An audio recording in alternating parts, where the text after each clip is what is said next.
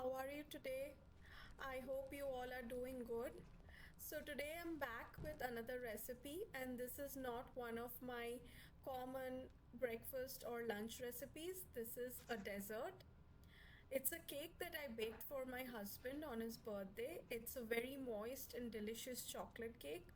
Now, I'll be honest with you people, and I'm not a baker. I mean, I am not a professional baker. I am learning and I love to bake, and I learn from the wonderful YouTube videos of other creators. So, we'll start with 1.5 cups of all purpose flour and sift the flour through a sift because flour has lumps and you don't want those lumps in your cake.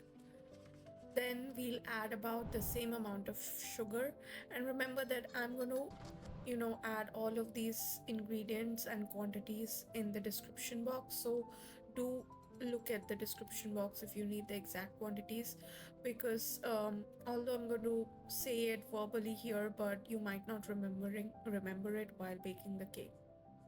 Sift your sugar. You can see the big lumps, so you need to sift it. Then follow with some unsweetened cocoa powder. Use a cocoa powder which is used for baking, that makes the taste of your cake better. Just a little tip which I've learned the hard way. Sift it through, press in the lumps to get all the cocoa powder in. Followed by some baking powder. Baking powder doesn't usually have lumps, so I did not sift it. I am adding 2 heapful of tablespoons of baking powder and a pinch of baking soda. I don't like too much baking soda in my cake, but if you like it, you can add around 1 teaspoon. Followed by 1 and 1/4 tablespoons of instant coffee powder. I'm using Nescafe here. If you don't like the taste of coffee, you can skip it. Followed by 2 teaspoons of vanilla essence and 1/4 cup of cold milk. Crack 3 eggs. These eggs are in room temperature. After adding the eggs, we are going to whisk through this entire mixture so that the eggs get incorporated properly with the other dry ingredients. This is simple. As you can see, there's no beating the egg whites first and then adding them. I mean, you can do that. I've heard that that makes your cake spongy, but then the cake, like we've already tasted the cake and it has turned out to be really good. So I think as a beginner and just for baking for family members, I think this is fine.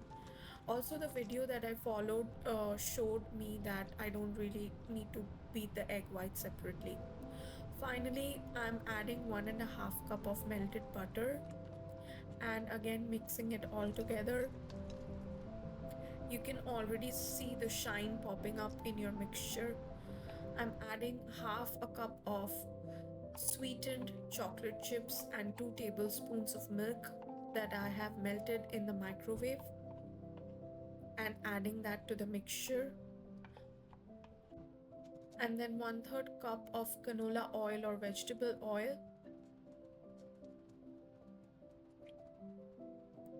and then I'm giving it a good whisk. Look at how gooey it is. Love it. Finally adding 1/2 cup of hot boiling water, which helps in releasing the flavors. This is a technique that I've learned from a wonderful YouTube channel called Cakes by MK. I just love her cakes and how simple she makes them. I'm preparing my cake tin here.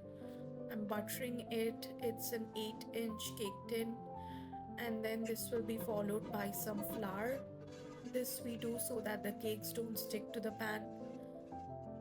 I have already set the temperature of my oven to 350 Fahrenheit and it's currently heating up.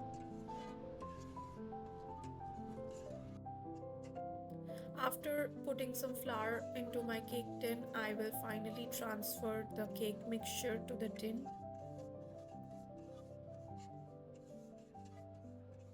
This will be followed by a process where I will be tying or wrapping around a moist cloth around my cake tin because I want to bake a flat cake because I'm frosting it later. And this technique was shown in a channel called Preppy Kitchen, which is another wonderful baking channel. And you have cake strips available in the market, but I just didn't have them handy. So I had a moist cloth lying around and I just tied it. The purpose of this is to distribute the moisture evenly through the cake, which allows to bake a flat cake. As you can see that the cake is flat, you might think that there is a bump at the middle of it, but then trust me, that goes away once the cake cools down. Take a toothpick and prick it in the middle or the side of the cake to see that it comes out clean. That tells you that your cake has baked completely. Now we are moving to the frosting part and we are adding around 1.5 cup of heavy cream to a heavy pan. I mean a heavy bottom pan, and then adding in 6 tablespoons of unsweetened cocoa powder, which we had also added to the cake. Keep your flame at a medium high. You don't need it to have it really high. Then mix in the cocoa powder. You will be having some lumps, but don't worry, you are going to sift this entire frosting through the sieve again before actually putting it on the cake, so the lumps aren't going to be a problem between you and your cake. Give it a good stir and a mix until almost all the lumps go away. You can press in through the lumps and try to make them disappear, but trust me, some will remain until the very end, and that's okay.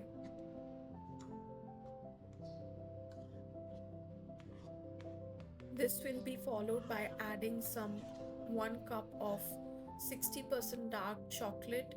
You see that I added just half cup, but I added the chocolate bark in two batches, so the other half just didn't show up in the video.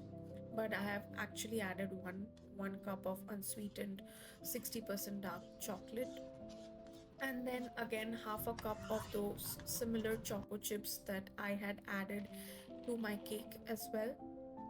By the way, these quantities for the frosting is enough to frost my 2-tier 8-inch cake, and then some was left behind which I'm going to use for some other cake.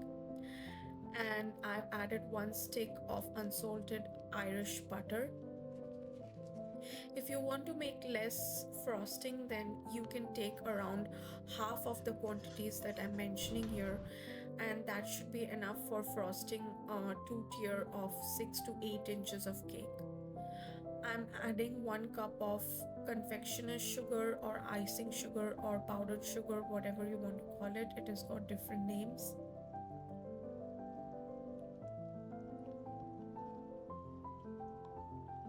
I'm just making sure that everything is getting out of the measuring cup and nothing remains behind. I don't like to waste ingredients. And then mixing it all in.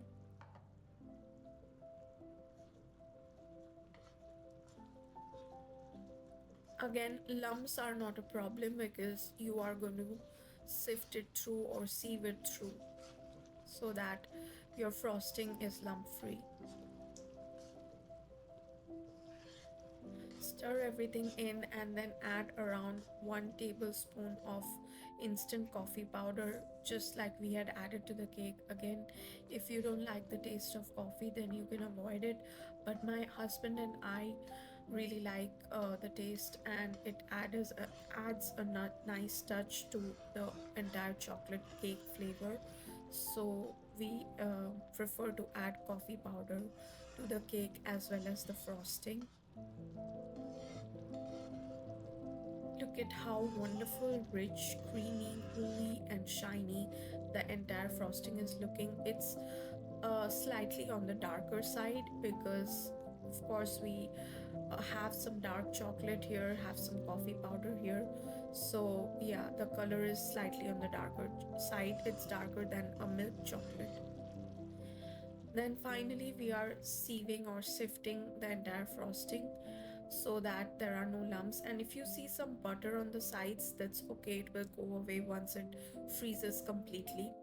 I'm going to cover this with a crinkled cling wrap so that uh, there's no white covering left on top of the chocolate once it freezes completely. And I'm going to put it in the refrigerator for around 2 hours or so. By the way, my cakes have also been kept in the fridge for around 3 to 4 hours by now. That just makes frosting the cake easier. Then I've started the frosting part, and honestly, guys, you can tell I'm no expert. I've started with some vanilla buttercream, which was left behind from a previous cake. And vanilla, since it's vanilla, it didn't really affect the chocolate flavor of the cake because it's just a bit, and I'm adding a lot of chocolate frosting after this.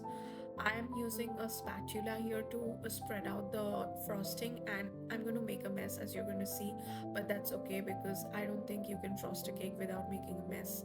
I've seen a lot of baking videos, and all of them do end up making a mess while frosting their cake. It's just important that you clean it up later and you're good. So, I'm going to throw in all the frosting that I have, and as I mentioned earlier, I'm just going to use about half of my original frosting quantity and then add it to the sides, add it to the top layer, and smooth it out with my cake scraper. Just one tip about using a cake scraper, be gentle when you press it against the side of your cake, or even for a spatula, be gentle with it, because else if your cake is too soft or crumbly, it's very easy to get those crumbs out. Traditionally, you should crumb coat your cake before if you add any other layers of frosting, but for me this worked fine. I didn't crumb coat it and it was okay.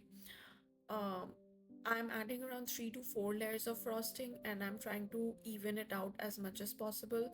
Although, if you are like a professional baker, you might point out that it's not completely evened out, but this seemed to work out fine for my husband and me.